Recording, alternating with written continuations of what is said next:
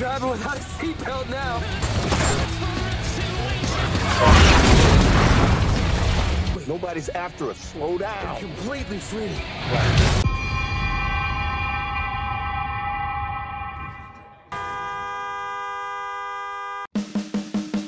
Halo semeton semuanya, dimanapun kalian berada, gimana kabarnya?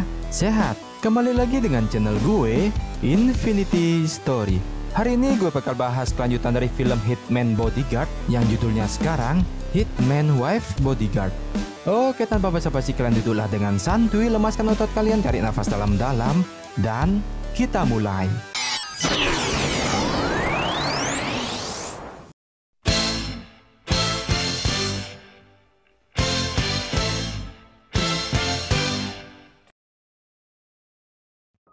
Film diawali di sebuah acara penghargaan sebagai bodyguard terbaik, di mana pemenangnya yang tak lain adalah Michael Bryce.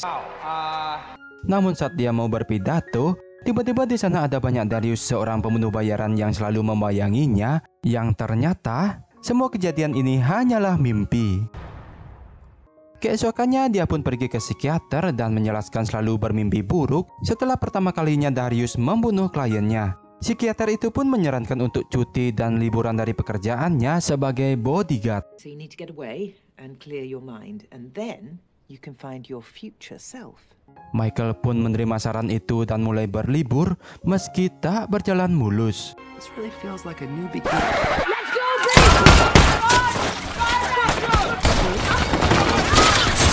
Di mana saat asik bersantai, tiba-tiba di sana ada keributan yang disebabkan oleh Sonia, yaitu istri dari Darius, yang sengaja mencari Michael karena Darius menyuruh istrinya untuk minta tolong ke Michael Bryce.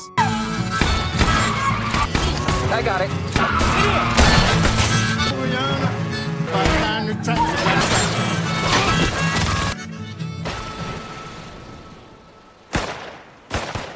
Setelah merasa aman, Sonia bercerita tentang Darius suaminya jika dia ditangkap mafia saat bertugas dan minta pertolongannya.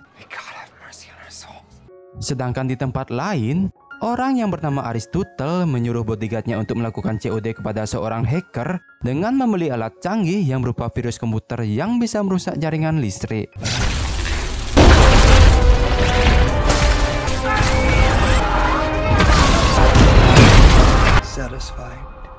Di mana Aristotle yang melihat itu pun sangat tertarik dan mendapatkan alat itu dengan secara gratis dengan membunuh pemiliknya. Waduh. Kill them.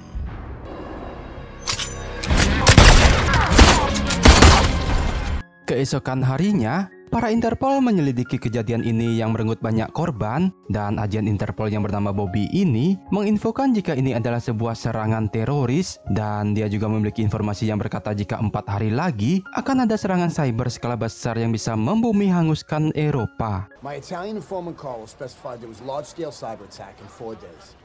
Balik lagi ke Michael dan Sonia yang saat itu sudah berada di lokasi untuk selamatkan Darius. Sonia yang tanpa pikir panjang pun menerjang maju dan pertempuran pun terjadi.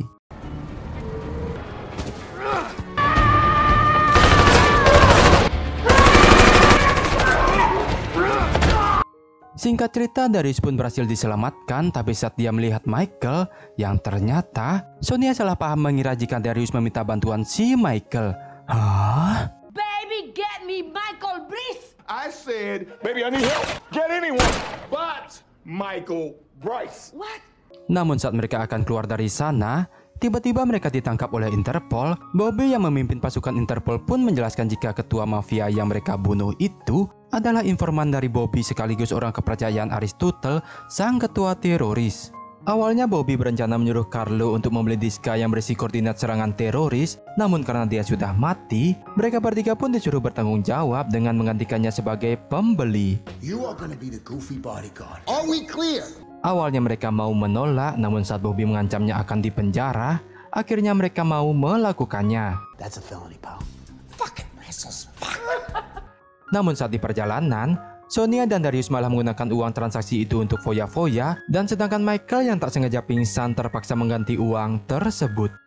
Did you spend the buy money? Come on, they totally expect us to spend some of it. Dan singkat cerita, waktu transaksi di sebuah klub malam pun tiba. Sonia menyamar sebagai kekasih Carlo dan Michael sebagai bodyguardnya, sedangkan Darius mengawasi dari kejauhan. Selama COD, tiba-tiba Sonia dipakaikan sebuah gelang peledak agar dia tidak jauh dari koper tersebut. Dan sialnya juga, tanpa sengaja mantan klien Michael ada di sana yang membuat identitas mereka terbongkar dan membuat situasi pun menjadi ricuh. And here we go.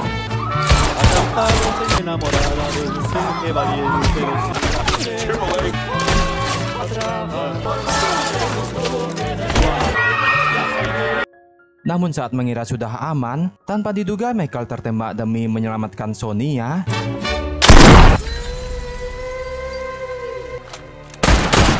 Di mana Sonia yang melihat itu pun segera membawa Michael ke pelabuhan yang ditunggu oleh Darius. Dengan menggunakan sebuah boot, mereka pun kabur dari tempat tersebut.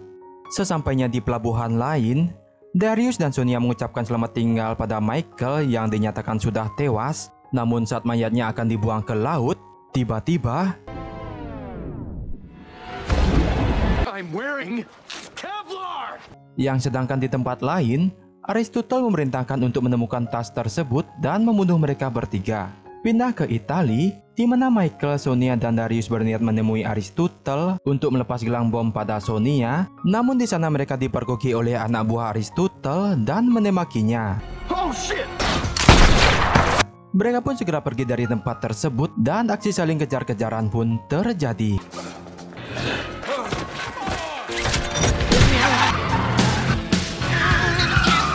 This guy's hunting skills are actually incredible. Namun tiba-tiba Michael pingsan akibat obat yang diberikan Sonia sebelumnya yang dikira pereda nyeri. What did you give him? Just painkillers.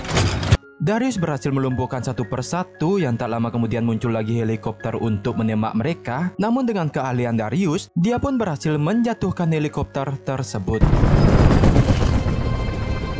Setelah berhasil kabur, Michael pun sadar. Lithium! Baby, lithium's not pain medication. Dan mereka pun pergi ke tempat yang menurutnya aman, yaitu rumah bapaknya Michael. Di mana bapak Michael adalah seorang legenda bodyguard profesional pada masanya yang saat ini sudah pensiun. Di sana mereka pun disambut baik oleh bapaknya Michael dan memberikan sebuah mobil untuk menunggu di tempat yang aman. Tapi tiba-tiba I think I'm gonna... setelah sadar, mereka sudah ada di tempat Aristotle. Yang terkejutnya Sonia, ternyata dia pernah menjalin hubungan dengan Aristotle dan hampir menikah. Namun Sonia baru mengingatnya karena dia terkena insomnia, dikarenakan dia dulu terjatuh dari kapal pesiar dan lupa ingatan. You came rushing back to me. Kemudian Aristotle meminta Sonia untuk kembali kepadanya, sementara Darius dan Michael dibawa ke ruang penyiksaan.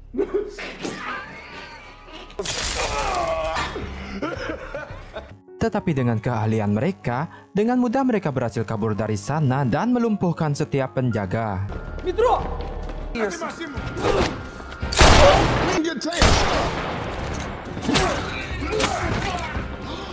Overboard. Ketika mereka berhasil kabur dari sana, Darius berteriak memanggil Sonia agar dia ikut. Namun Sonia lebih memilih bersama Aristotle, di mana dengan berat hati dan penuh rasa kegalauan, Darius pun pergi meninggalkannya. Where you going? Darius yang sedih pun pergi ke sebuah bar untuk mabuk dan memilih berpisah dengan Michael, yang sedangkan Michael pun pergi ke rumah bapaknya. Namun di sana Michael terkejut mendengar fakta jika bapaknya sudah bekerja sama dengan Aristotle dan mengkhianatinya.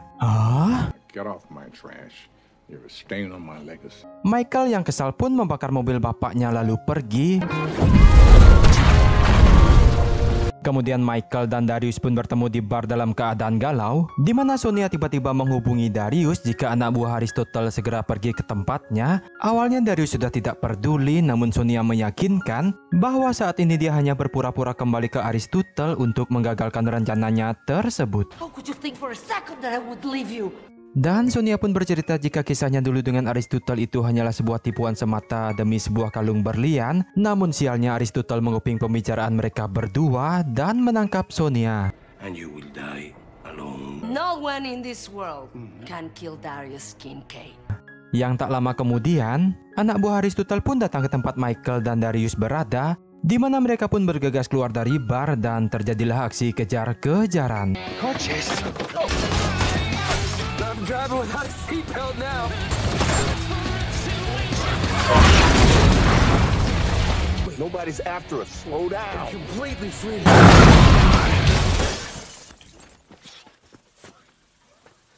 Keesokan harinya, Darius memberi ceramah kepada Michael tentang masalahnya tersebut dan juga berkata jika menjadi bodyguard itu tak butuh lisensi. License back, that's over. You don't need a license. Perkataan Darius membuat Michael kembali bersemangat dan mereka akan segera berencana membunuh Aristotle. Tapi tiba-tiba mereka pun ditangkap dan diinterogasi oleh Interpol. Namun Michael pun meyakinkan jika Aristotle akan menanam virus itu dalam 1 jam ini dan hanya mereka saja yang bisa menghentikannya. Let us take him down. Come on. Di mana pimpinan Interpol juga mendapatkan info yang sama. Kemudian Interpol pun membebaskan Michael dan Darius berharap mereka bisa menghentikannya. Tapi tentu saja Michael minta bot dan juga senjata, ditambah lagi dengan 2 anggota Interpol untuk mengalihkan perhatian musuh.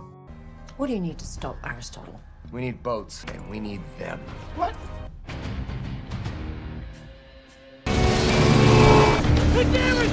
I think we're outnumbered! No fucking shit, Johan!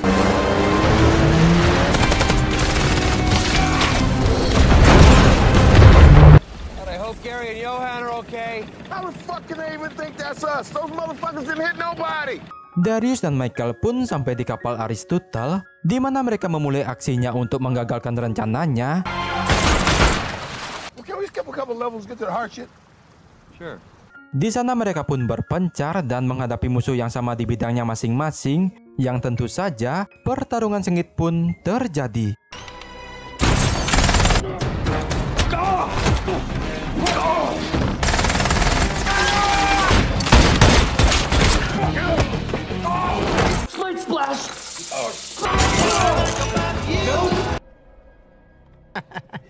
Pertarungan pun dimenangkan oleh Michael dan Darius, sedangkan Aristotle yang mengetahui itu pun mulai turun tangan untuk membunuh mereka, yang pada akhirnya Darius tertembak dan hampir tidak bisa berbuat apa-apa. Saat Michael ingin menolong Darius, tiba-tiba bapaknya datang dan menghalangi Michael.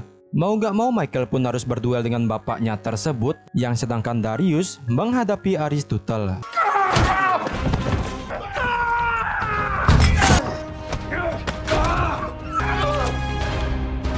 Di sisi lain, Sonia yang berhasil menghabisi asisten Aristotle kemudian menghampiri Darius yang saat itu sedang terdesak, dan yang pada akhirnya Aristotle pun berhasil dikalahkan. Sementara Michael yang penuh dilema pun akhirnya berhasil mengalahkan bapaknya dengan menggunakan pisau lipat. Wow! Setelah itu Michael melihat penguploadan virus tersisa beberapa detik lagi dan sistem sudah dirancang akan meledak jika dibatalkan secara manual. Namun Michael tanpa pikir panjang segera menekan tombol tersebut. Dan pada akhirnya misi mereka pun sukses. Sebagai imbalannya, Bobby berikan kapal pesiar pada Darius dan Sonia, sementara Michael diberikan sebuah surat lisensi yang harus dia tanda tangani. Thank you. I'll let her explain. Well, what's she doing? You just signed the adoption papers. Tapi ternyata itu bukanlah surat lisensi, melainkan surat adopsi yang diminta oleh Sonia, yang artinya Michael diadopsi sebagai anak oleh Sonia dan Darius. You are now our son. Wait, what the fuck? Tamat. Sungguh film yang mengakakkan. Nah, itulah film Hitman Wife Bodyguard, di mana filmnya terbilang sangat seru dan konyol ya. Wajiblah untuk kalian tonton. Dan makna yang kita dapat dari film ini adalah, ingat, tetaplah pakai sabuk pengaman saat sedang menyetir mobil. Terima kasih.